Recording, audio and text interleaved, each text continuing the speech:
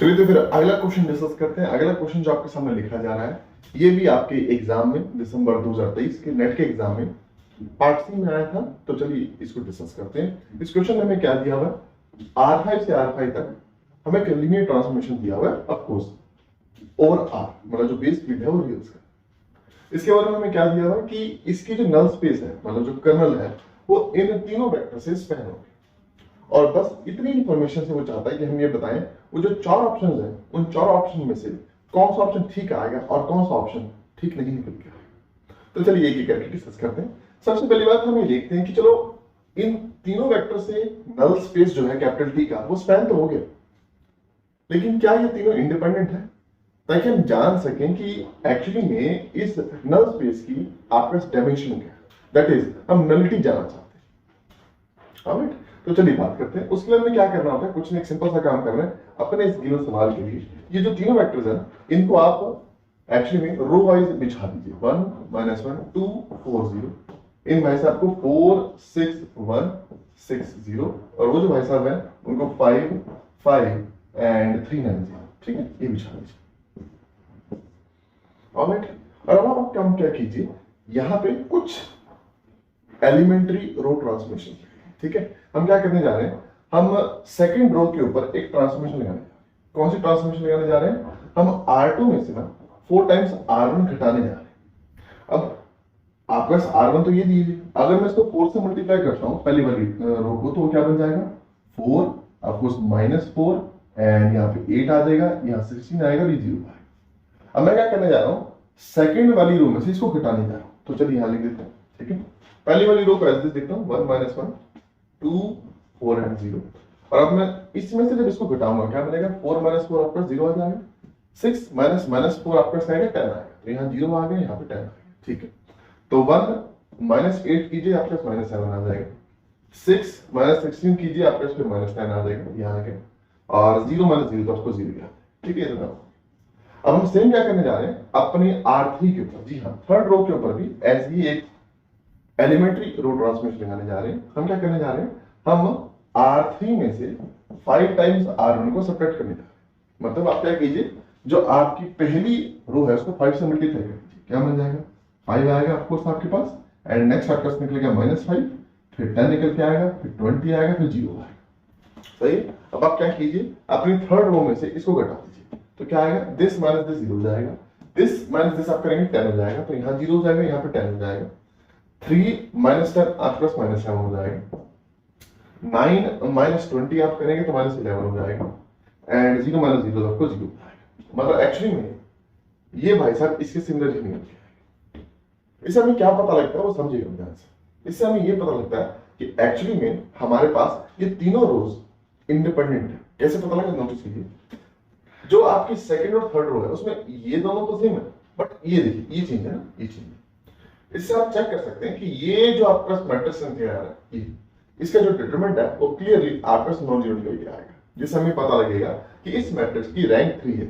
मतलब ये जो तीनों वेक्टर्स हैं, ये तीनों वेक्टर्स जो है आपके पास लीनियरली इंडिपेंडेंट भी है, जिससे हमें पता लगता है कि हमारा जो गिवन ट्रांसफॉर्मेशन कैपिटल टी है, लीनियर ट्रांसफॉर्मेशन कैपिटल टी, इसकी एक्चुअली कर्नल की जो डायमेंशन निकल के आएगी वो एक्चुअली हमारे पास 3 निकल के आएगी। मतलब इन भाई साहब की आपके पास जो नलिटी निकल के आएगी वो 3 निकल के आएगी। और अब हम क्या करेंगे, रैंक नलिटी थ्योरम से टी की रैंक भी निकालेंगे। तो 3 plus rank of T of course क्या निकल के आएगा, आपके पास 5 निकल के आएगा। ठीक है जी, तो यहां से मेरे पास रैंक ऑफ टी क्या आ जाएगी, 2 है। और अगर आप ध्यान से देख पा रहे हैं, इसी से आपका ऑप्शन नंबर 1 इस केस में ठीक हो जाएगा। तो फर्स्ट ऑप्शन में इस केस में बिल्कुल ठीक निकल के आएगा। ऑलराइट, सो आई पॉजिटिवली होप कि क्वेश्चन आपको अभी तक समझ आ रहा होगा। अब हम आगे चलते हैं और इसके ऑप्शन नंबर 2 और 3 को डिस्कस करते हैं। देखिए, ऑप्शन नंबर 2 और 3 को डिस्कस करने के लिए आपने क्या करना है, सिंपल सा काम करना है कि आप इस पहले सवाल के ऊपर फिर बात कर लेते हैं। सेकंड में हम कहते हैं, सेकंड और थर्ड सेम ही है, फिर भी देख लेते हैं। Suppose that for every vector v in R5 there exist m such that t and v is 0। तो इस लाइन से हमें क्या समझ आता है, इस लाइन से हमें ये समझ आता है कि हमारे पास जो given linear transformation capital T है वो एक्चुअली में एक नीलपोटेंट ऑपरेटर निकल गया है। मतलब आपके पास इस कैपिटल टी का जो मैट्रिक्स निकल के आएगा वो नीलपोटेंट मैट्रिक्स निकल के आएगा। और जिस तरह से हम जानते हैं, अगर ये नीलपोटेंट ऑपरेटर है तो पक्की बात है इन भाई साहब का आपके पास जो कैरेक्टरिस्टिक पॉलिनोमियल निकल के आएगा वो तो x की पावर 5 निकल के आएगा। बोले तो जीरो की अलजेब्रिक मल्टीप्लिसिटी 5 निकल के आएगी। ठीक है जी, जीरो की अलजेब्रिक मल्टीप्लिसिटी। ऑलराइट, अब आगे वो क्या पूछ रहा है देखिए, वो कहता है जी then T square must be zero, और थर्ड ऑप्शन में बाकी सब ठीक है, उसमें दिया हुआ then T cube must be zero. देखिए इसके लिए आपने क्या करना है, सिंपल क्या कीजिए, जीएम निकाल लीजिए। किसका? जीएम निकाल लीजिए of lambda equal to zero. ठीक है, और वो क्या निकल के आता है, ठीक है, ये निकल के आता है आपके पास, आप R5 की डायमेंशन लिखिए 5 minus rank of P minus 0, ये निकल। ऑलराइट, और यहां से क्या आएगा 5 माइनस रैंक ऑफ P हो जाएगा। रैंक ऑफ P अभी आपने निकाली थी, 2 निकल के आई थी, तो 5 माइनस 2 यहाँ पे 3। तो इससे मुझे पता लगा कि GM of lambda equal to 0 निकल के आ रहा है 3। इससे मुझे क्या पता लगता है कि ये जो एम निकल के आ रहा है 0 का ना, इन भाई साहब की एक्चुअली मैं पार्टीशन कर सकता हूँ, 3 3 टुकड़े वाली 2। आप नोटिस कर पा रहे हो यहाँ पे हम क्या कर सकते हैं, 5 को लिख सकते हैं 2 + 2 + 1 एंड सिंपल 3 + 1 + 1। इससे क्या पता लगता है, इससे मुझे ये पता लगता है कि एक्चुअली में हमारे पास जो मिनिमल पॉलिनोमियल निकल के आएगा है ना, उसमें x की क्या पावर निकल के आएगी। नोट कीजिए, इससे पता लगता है कि x की पावर 2 निकल के आएगी, इससे पता लगता है कि x की पावर 3 निकल के आएगी।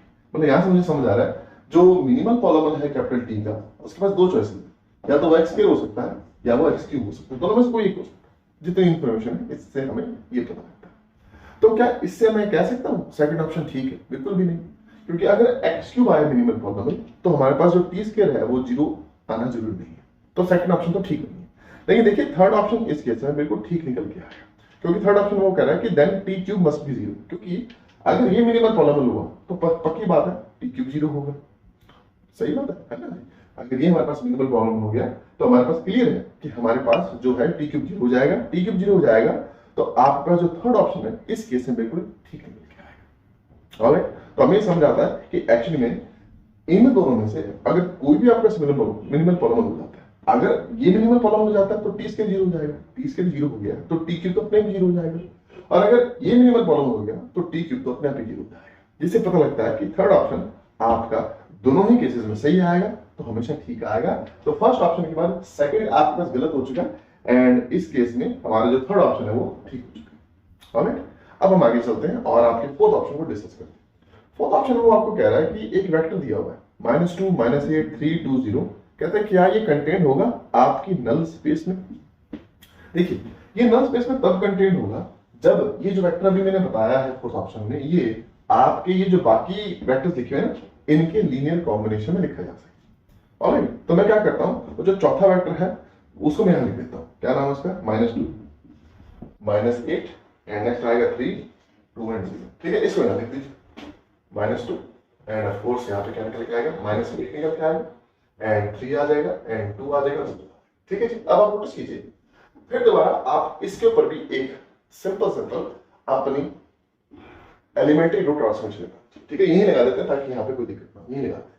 तो हम क्या करने जा रहे हैं, R4 के ऊपर एक ट्रांसफॉर्मेशन लगाएंगे। क्या हम R4 में 2 टाइम्स R1 को ना ऐड कर देंगे ताकि ये वाला पार्ट हो जाएगा। इसको 2 टाइम्स कीजिए, जैसे आप इसको 2 टाइम्स करेंगे तो आप नोटिस करेंगे आपका जो पहली रो है वो हो जाएगी 2 सिंपल -2, 4 हो जाएगी, वो 8 हो जाएगा एंड यहाँ 0 हो जाएगा। सही, अब हम क्या करने जा रहे हैं, इसमें से R4 में इसको ऐड करने जा रहे हैं। R4 में इसको ऐड करेंगे तो इसको ऐड करेंगे 2 -2, यहाँ पे सिंपल मेरे पास क्या आ जाएगा, यहाँ पे आ जाएगा 0। ठीक है जी, एंड ये दोनों ऐड होंगे तो मेरे पास आएगा -10। ठीक है, ये दोनों ऐड हो जाएंगे मेरे पास हो जाएगा 7। ठीक है, ये दोनों ऐड हो जाएंगे हमारे पास हो जाएगा 10 एंड ऑफ कोर्स ये दोनों ऐड हो जाएंगे तो हमारे पास हो जाएगा 0। अब अगर आप ध्यान से देख पा रहे हैं कि आपकी जो सेकेंड रो ये बनी है ना, और ये रो, ये दोनों एक दूसरे के नेगेटिव निकल के आ रहे हैं। इससे क्या पता लग रहा है कि एक्चुअली में ये तो इसका स्केलर मल्टीपल निकल के आ रही है। उससे क्या पता लगता है कि हमारे इन तीनों वेक्टर्स के कॉम्बिनेशन में ये जो चौथा वेक्टर हमें दिया गया है फोर्थ ऑप्शन में वो लिखा जा रहा है। मतलब ये जो वेक्टर है हमारे नल स्पेस को बिलोंग कर रहा है, क्योंकि वो उन तीनों वेक्टर्स के लीनियर कॉम्बिनेशन में लिखा जा रहा है जो 3 वेक्टर्स एक्चुअली में नल स्पेस के बेसिस का काम कर रहे हैं, जिससे हमारा इस केस में फोर्थ ऑप्शन भी बिल्कुल ठीक हो जाएगा। सो हमारे इस क्वेश्चन के सही जवाब होंगे फर्स्ट, थर्ड एंड फोर्थ। ये पॉजिटिव होगा कि ये क्वेश्चन भी आपको बहुत अच्छे से समझ आया होगा। अब हम आगे चलते हैं और अगले क्वेश्चंस को डिस्कस करते हैं।